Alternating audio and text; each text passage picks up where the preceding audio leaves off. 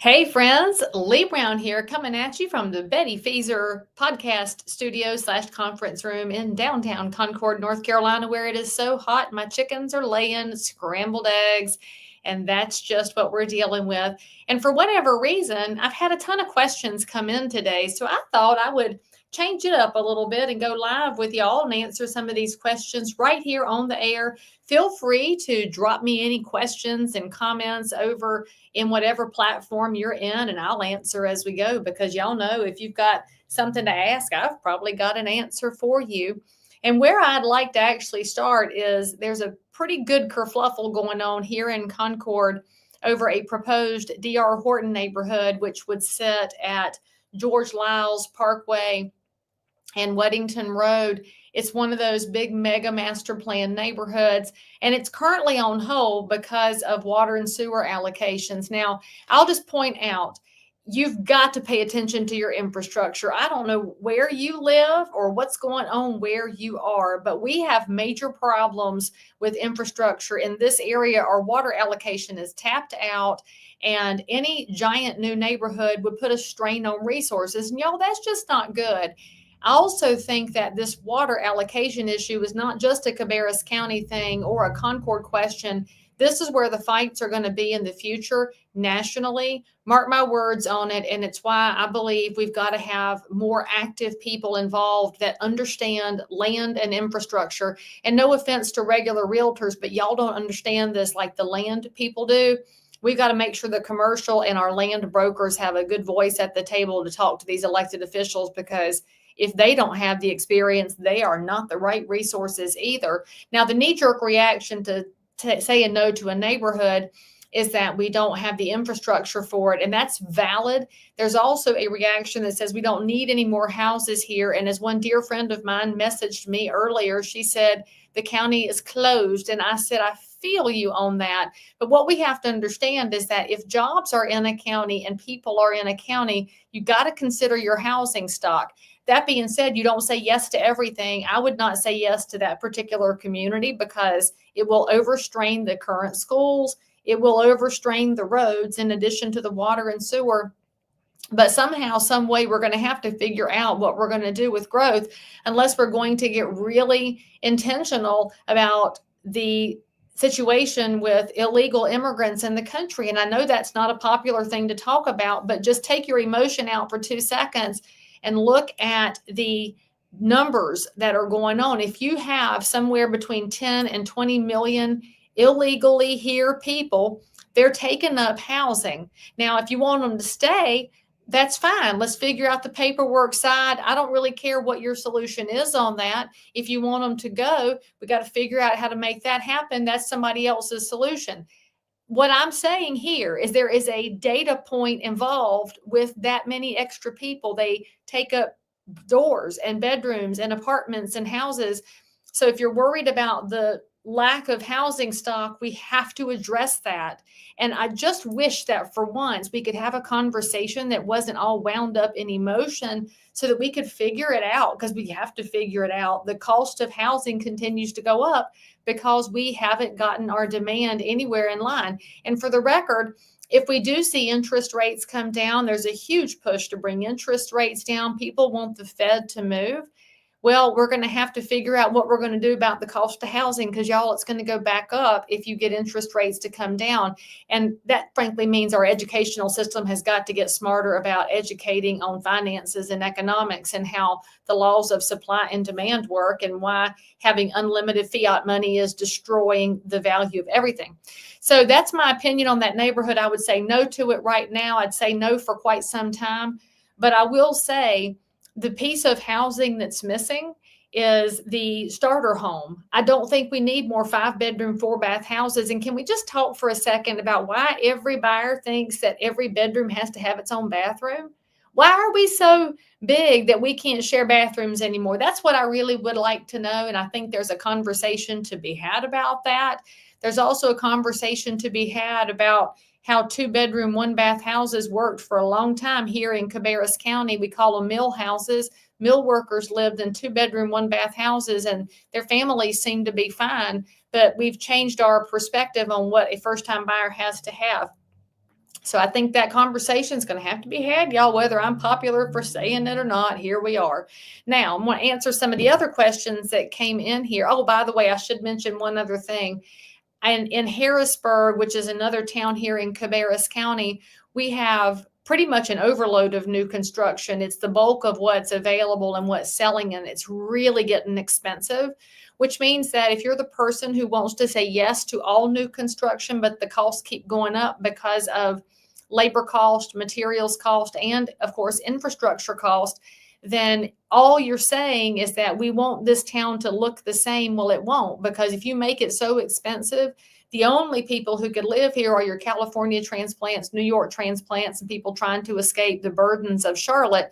So you've got to find a way to balance things out so that the kids and grandkids of the natives can stay if that's what they want. But that's not what's happening right now. And this is obviously something I can talk about for hours because there's no easy solution.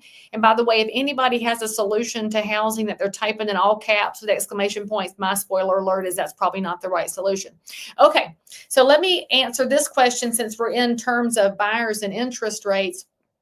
An agent friend of mine said, how do I get my buyers to put in offers on properties? They are looking, but they won't buy anything. Well, I will just tell you, friends, this is a very important thing to understand about housing.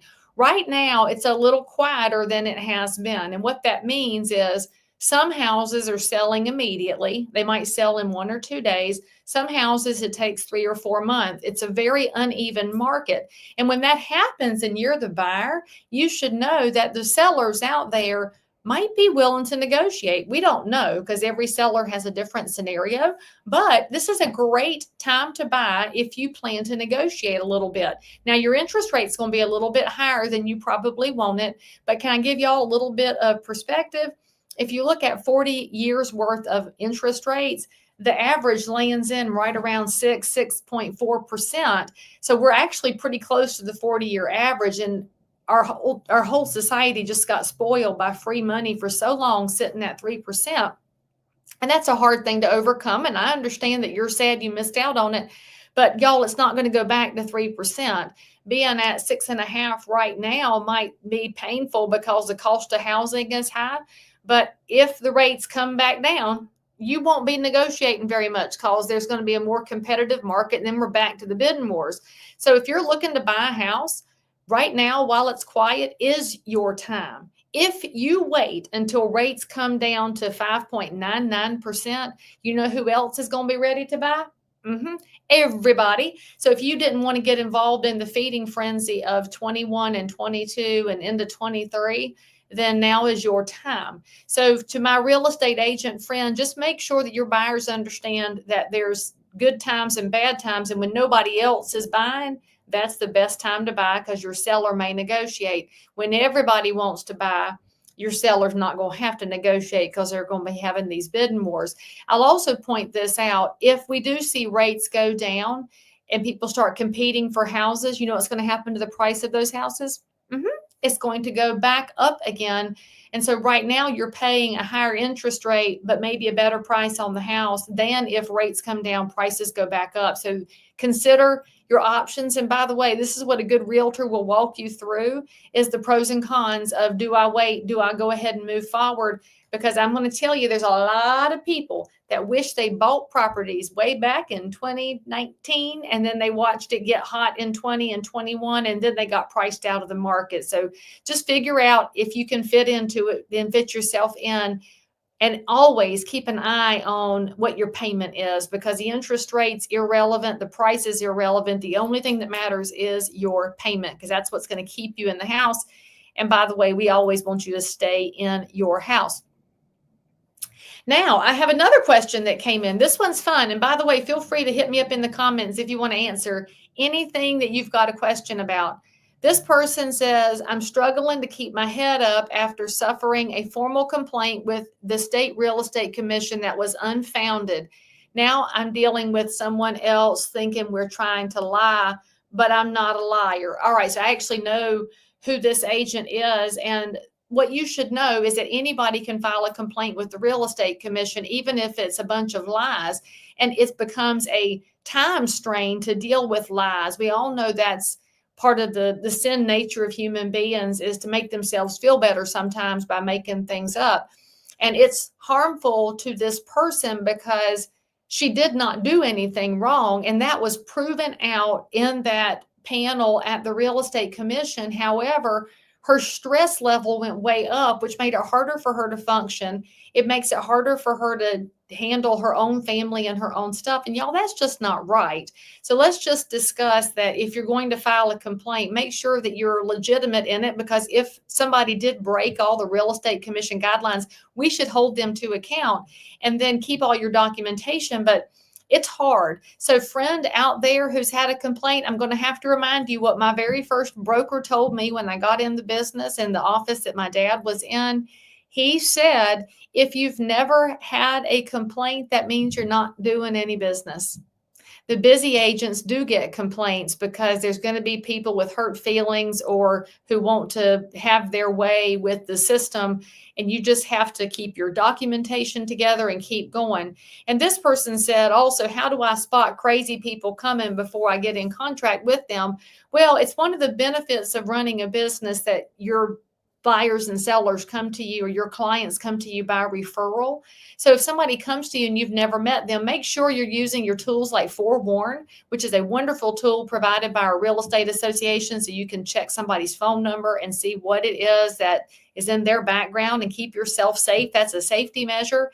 And often if you see a number in Forewarn with no history, that's often a scammer. But if they have a pretty deep history, then you may still want to try to serve them because you want to give a little grace and a little forgiveness, but keep your broker dialed in and call your broker and say, I've got a person I'm thinking of working with, but here's their background on Forewarn. Will you go with me? And a bad actor won't want you to bring your broker along, and a good person will say that's fine. And so you can just start to use some good common sense tools to help figure out how people operate. By the way, it's a great idea to require a photo ID before you take somebody into your place of business. That's a good safety thing too. And then the last question that I want to add here is for someone who says that their buyer can't afford to buy. All right, well, let's talk about what affordability looks like, y'all, because sometimes when we think about buying a house, we've got that champagne taste on a beer budget, or we're wanting to buy something that's as nice as the Taj Mahal. This goes back to what I was saying about a reset on what housing could look like, and not everything needs to really be fancy. So if you're talking to a buyer that thinks they can't afford it, have you presented to them some additional options, such as duplexes? There are so many duplexes in and around the Charlotte area, not nearly as many as they have up north, but in areas like Rowan County, you can find a duplex for a very affordable price. And what that means is one side of that property could be a rental property. And if you're the property owner, you can interview that person, do a background check, and make sure you're getting a good neighbor. You live in the other side, that's suddenly going to make it affordable. And of course, all of that depends on what you think about the area and the street and the house, and all those pieces start to wind up. But the thing I will tell you is this: getting into the real estate game might be the hardest part, but if you don't get in, you're never going to be able to move up later on. It's just really hard. So the barriers to entry rise with time. So figure out how to get yourself started. And it might just be that your first house is not what you wanted specifically, but you can grow into it, y'all. And maybe it's just time that we have a little reset on how it's okay to get into something that's not perfect, and then build up that desire to make it better so that you can move up later on. Even though I'm the realtor that says, try not to sell it, hold on to it as a rental if you can, and build yourself some revenue stream into the future. Now, the last thing I wanted to, that was supposed to be the last one, but let me just add one more, because there were about 47 people that came through and asked for motivation. Y'all, I can't give you motivation. I wish I could. I know that it's even hard to walk outside right now because it's so hot. And then you might be the person who runs a bakery and nobody's buying birthday cakes right now because they know that the frosting will melt off of it when they walk out of the shop. And maybe you're the person who applied to be in a committee position with the organization that you love, and you've gotten turned down for the 8th time straight, and you just feel beat down. You're like our friend that had a false complaint to the real estate commission, and you're beat up. Well, I want to tell you something. When you have to find the motivation, it can't come from outside. It's got to come from here. You've got to have internal sources of motivation. And you know, a really good one. I know I'm a child that was of the 70s and 80s, and one of my favorite TV programs was Laverne and Shirley. Did y'all watch Laverne and Shirley? I mean, I think everybody knows Wisconsin because of Laverne and Shirley. And Shirley was a little annoying to Laverne, if y'all remember, because she was very positive and optimistic most of the time, except for that episode where she was very depressed and Laverne didn't know what to do. It was very traumatic. And so Shirley sang a song that was actually a Frank Sinatra song. Do y'all remember High Hopes? Just what makes that little old ant think he can move that rubber tree plant? Anyone knows an ant can't move a rubber tree plant, but he's got high hopes. That might be what it takes for you. Remember, if the ant is only going to move the rubber tree plant, well, he's going to have some high hopes to do it, and he's going to have the rest of the ants with him. And so when you're thinking about how you can keep going when it's miserable outside and when your business doesn't look like you want it to look, or somebody told you no yet again, you just take a step. And that step might be one phone call, and the phone call you make might be to me, and I might not even answer, but you did something. It's the doing something that matters.